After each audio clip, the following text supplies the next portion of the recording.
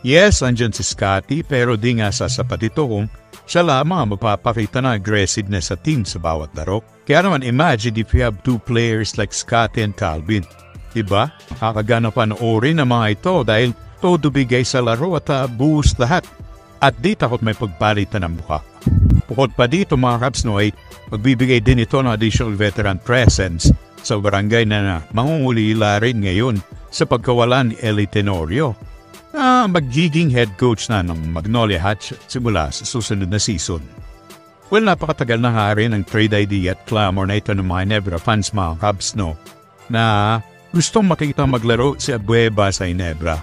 Pahinoon pa man kahit nasa Alaska pa lamang ito at very vocal nga rin itong si Abueva na gusto niya maglaro para sa crowd favorite team dahil ito nga ang kanyang paboritong kupunan nung bata pa siya.